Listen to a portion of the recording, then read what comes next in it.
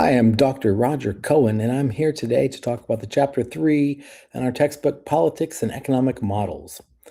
Today, we're going to really get to explore and look into this. I want to start with a statement that's going to seem obvious to many people, and once I say it, but that's the most, uh, uh, but that most people don't operate on, that there is no such thing as a purely economic decision. You don't make things on purely economic decisions in this world.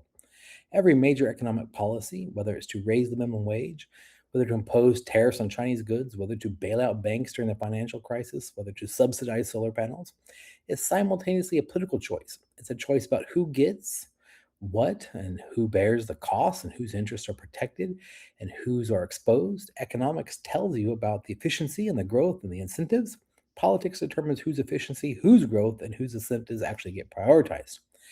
The field that studies this intersection is called political economy, a term that was actually the standard name for what we now called economics until the late 19th century, when economics tried to separate itself in the discipline from politics and make it look like its own study like physics. The attempt was never fully successful. The 2008 crisis, COVID-19, and current debates about tariffs kind of bring to light the economic models when they break, and the political assumptions embedded in them that become visible are driving our economy. This chapter gives you an intellectual history of political economy. We're going to look at economists and political thinkers and to understand basic markets, government, and the relationship between them. We need to understand the history about policy debates and everything from every day about tariffs and healthcare and taxes and climate and arguments between people in these frameworks happen, and people don't always understand. They just say we need a universal healthcare, we need universal green solar energy, but they don't understand the impact of the economic models. So today we have 5 objectives, and they build on each other in a specific sequence. First, we're going to explain why politics and economics are inseparable. Then we're going to trace the development of our political economy from mercantilism through Smith, Marx, Keynes, and Friedman. Then we're going to look at capitalism and socialism as economic models. And then we're going to analyze the 2008 crisis from COVID-19. And then we're going to look at assess contemporary challenges that are happening right now in 2026 going forward. So we're going to look at the slide. We're going to look at the 4 numbers that are represented here. The first is the 28 trillion number. This slide gives us a window into the different dimension of our political economy. $28 trillion is the GDP of the United States in 2024. It's the total market value of goods and services produced in the United States in a year.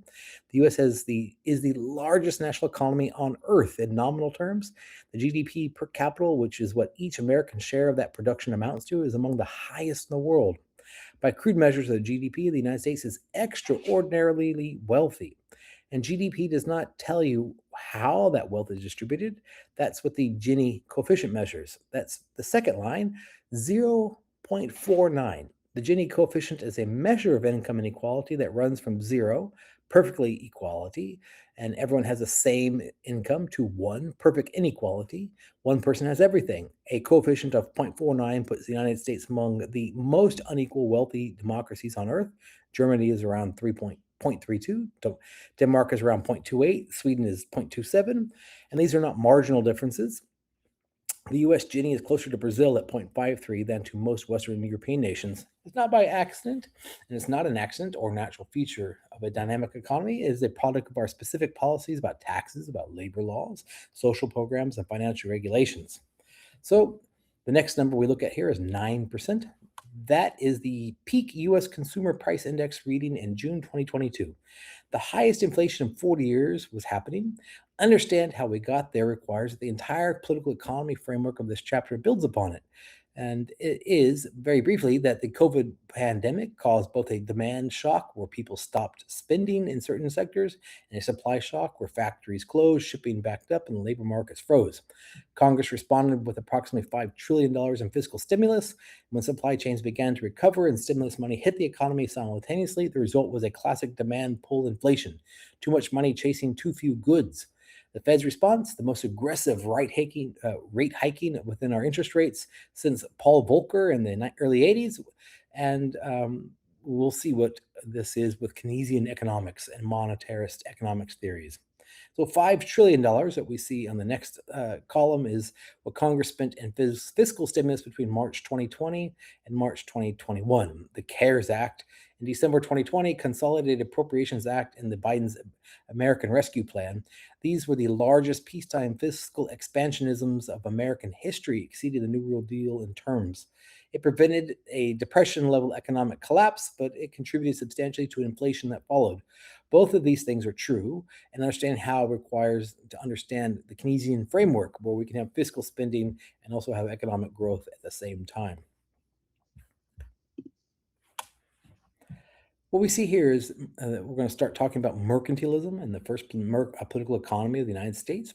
Mercantilism was the dominant economic theory from roughly the 15th through the 18th centuries, and it shaped the economic policies of every major European empire. Its core premise: national wealth consists of the accumulation of gold and silver, and the way to accumulate them is to export more than you import, to run a trade surplus. So, importing restrictions, export subsidies, monopoly trading charters, colonial extraction, all these policies follow logically from mercantilist premise. The most important feature of mercantilism for our purpose is that it is a zero-sum theory of trade. One nation's trade surplus is another nation's deficit. One nation's gain is another country's loss. Trade is inherently competitive, not mutually beneficial. And this zero-sum logic leads naturally to economic nationalism. Protect your own industries, protect your own imports and exports, restrict foreign competition. And we can start to ask the question if that's happening within the United States right now, and what that looks like. Adam Smith's refutation, published in The Wealth of Nations in 1776, the same year of our Declaration of Independence, which is not a coincidence. Both documents are expressions of the Enlightenment confidence in rational order, self-organization, and the limits of traditional authority. Smith's core argument against mercantilism was wealth is not gold. Wealth is productive capacity, the ability to produce goods and services that people value. And the way to increase productive capacity is not to hoard gold, but to specialize and trade. The pen factory in Smith's most famous illustration, the single worker making pens from start to finish might make 20 pens a day. 10 workers dividing the tasks, one drawing wire, another cutting, another pointing, can make 48,000 pens a day. Division of labor multiplies productivity not linearly but exponentially, and trade allows each producer to specialize what they do best in exchange for everything else. The invisible hand is Smith's explanation for how this decentralized specialization gets coordinated without anyone planning it. Each producer, pursuing their own self-interest, trying to make a profit, responds to price signals that reflect the collective preferences of millions of consumers. If consumers want more bread, bakers raise prices, signaling to farmers to plant more wheat, to millers to grind more flour. Um, no central authority needs to know or direct any of this. The market coordinates itself through the prices that are charged. Smith's political wording is important and often overlooked by people who invoke him to support unregulated markets. Smith was deeply suspicious of merchants and manufacturers who collude to restrict competition and raise prices. He wrote that people of the same trade seldom meet together, even for the merriment and diversion, but the conversion ends in the conspiracy against the public, or in some contrivance to raise prices. So free markets require active enforcement of competition law. Smith was not an opponent of regulation, he was an opponent of monopoly and collusion. Next, we'll look at Marx. Marx's critique of capitalism. Marx is one of the most influential thinkers in modern history and one of the most consistently misunderstood. So let me be precise about what he actually argued, because the character is not useful.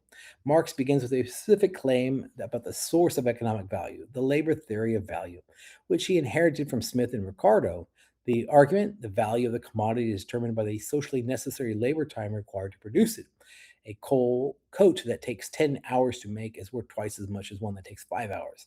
This is a labor theory of value. Now comes Marx's distinctive move: surplus value. If workers receive in wages only the value of their own labor power, the cost of feeding, housing, and reproducing themselves, but the value they produce in the factory is greater than that, the difference is called surplus value. That surplus goes to the owner of the factory, who owns the means of production. This is, for Marx, not a market inefficiency, but a temporary problem.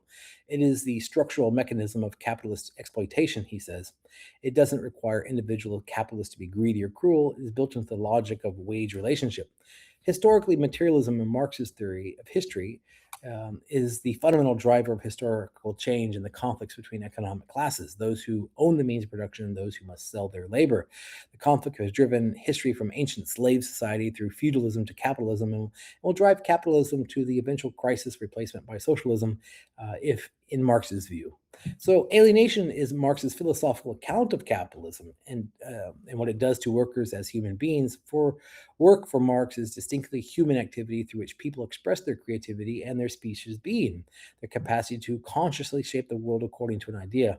In capitalism, work becomes an external imposition, not an expression of self, and the worker is alienated from the product it belongs to the capitalist, and from the process, from the fellow worker, and from their own human potential. You do not need to accept Marx as a complete theory to take these insights seriously. The question of whether wages systematically undercompensate workers relative to their productive contribution is a live empirical debate. The question of whether work under socialism or capitalism is alienating is a real psychological and sociological question, also is up for determination.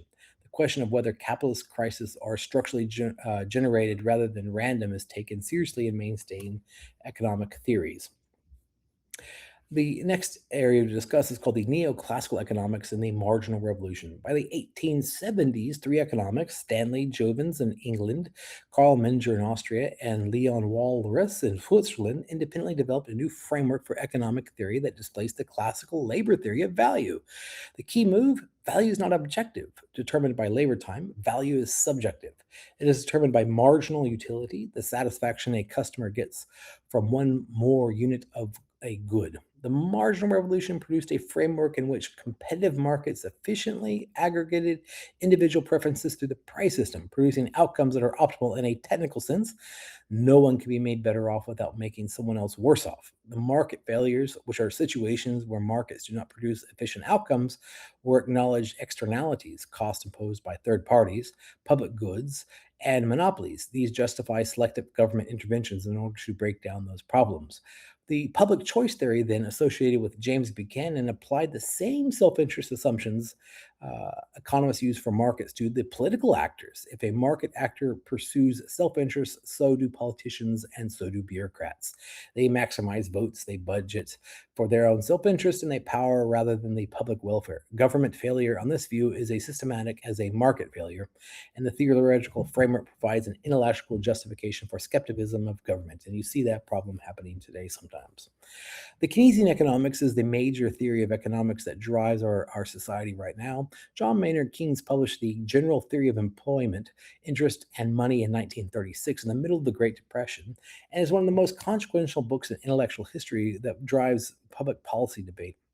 In central argument, the classical assumption that markets automatically return to full employment after recession is wrong. Markets can get stuck.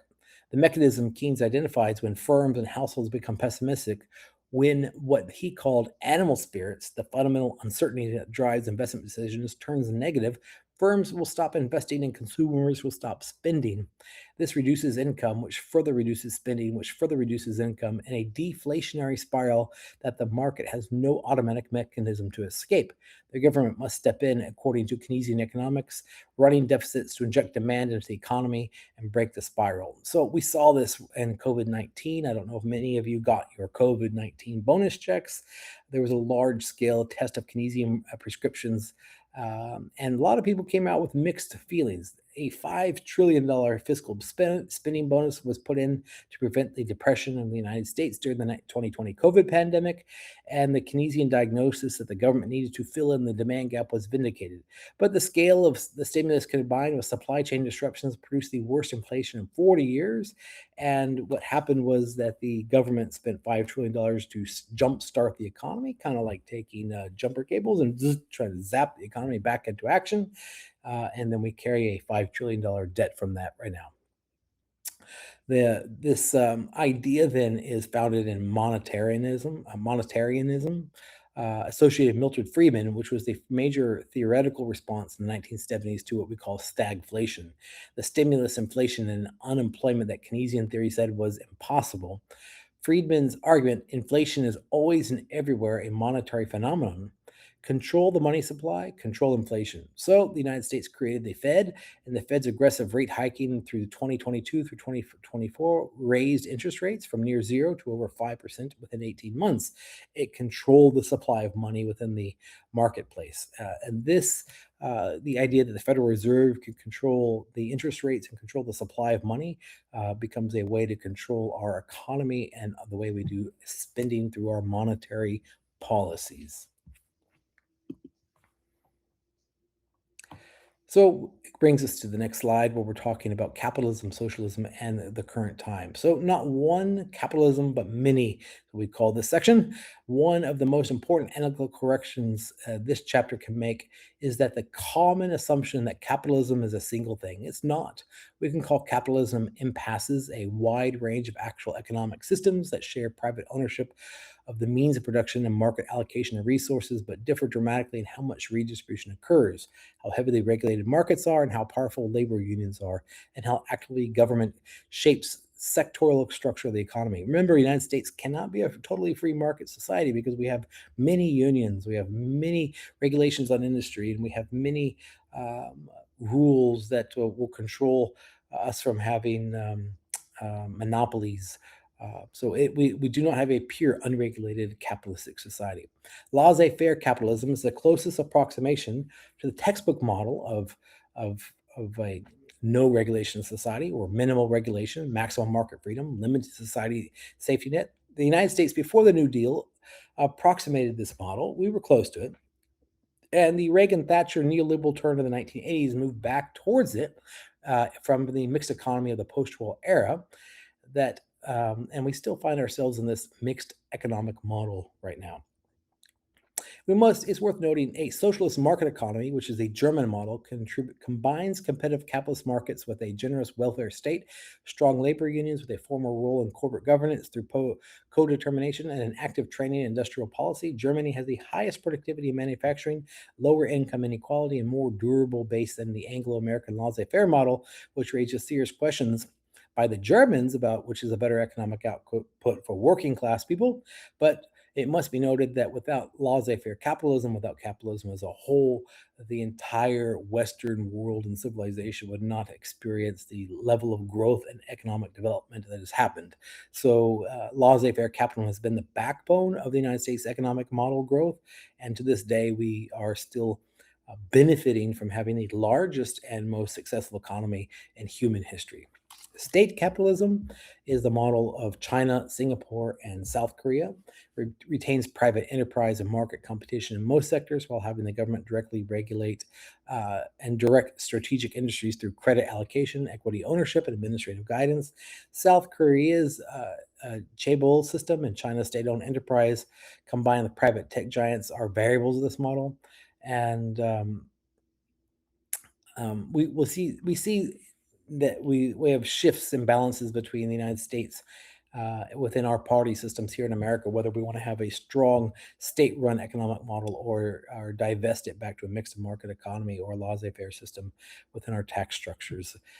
So when we start defining socialism in 2026, socialism, like capitalism, encompasses a wide range of actual economic systems, and this is determined by different categories. So a planned economy is like what the Soviet Union had for socialism, involves collective ownership of the means of production, combined with central administration and allocation of resources rather than market prices. So Ludwig von Mises argued in 1920 that a planned economy was theoretically impossible without market prices to signal relative scarcity. Planners have no way to make rational allocation decisions across millions of goods. Soviet Union collapsed in 1991, and probably the only reason, or one of the few reasons why it lasted so long as an economic model, is because you had the United States, which was a free market capitalist society in competition. So you had a state-run enterprise creating goods and services in a market economy and trying to be competitive, and it never works. Socialist systems like planned economies can never be competitive in the marketplace and is efficient in the marketplace. That's why tech sector development and industry has always been more productive in the United States and under a free market system rather than a socialist system. Then we start looking at other democratic socialism advocates that look at socialist economic goals through ownership or control of the means of production. So we start seeing people like AOC and Bernie Sanders and Democratic Socialists of America represent this tradition in contemporary American politics. Medicare for all, single payer government systems. This is the signature of the democratic socialist policy proposals. Social democracy is critically different, though, from democratic socialism, and the confusion between them is a major source of political miscommunication. So democratic socialists of America are wanting to are like Bernie Sanders, but social democracies are things like Finland, Sweden, Norway. They're not the same economic models. So when Bernie Sanders invokes a democratic model, Denmark model of socialism, he's invoking a social democracy, not socialism. And when critics say he wants to turn America into Venezuela, they're conflating social democracy with Marxist-Leninist planned economies. They are different. So eco-socialism adds to the ecological critique, where capitalism's foundation requirement is for continuous growth and production, and consumption is incompatible with the finite resources of planet Earth. So we do have this idea that Keynesian economics is embedded in our public policy. We saw things like the Inflation Reduction Act, which assumes clean energy investment within a capitalist framework can solve climate change. So we start to see the government investment into things like electric cars and solar cells, but sometimes those policies didn't work or don't work. And if you don't open them up into the free market, they're not competitive. So one of these problems is the United States will invest into EVs, we'll have a large rise of EVs, will drop the policy, and Ford and Tesla can't compete. If we went to a true free market, laissez-faire capitalist condition, we couldn't compete with China's EVs, which are half the cost, that are ripped off the technology from America. I'll leave you with the key terms, and these are organized into different clusters, of course, but historical, theoretical, and contemporary models. These clusters are the core ideals of our economic policies within America.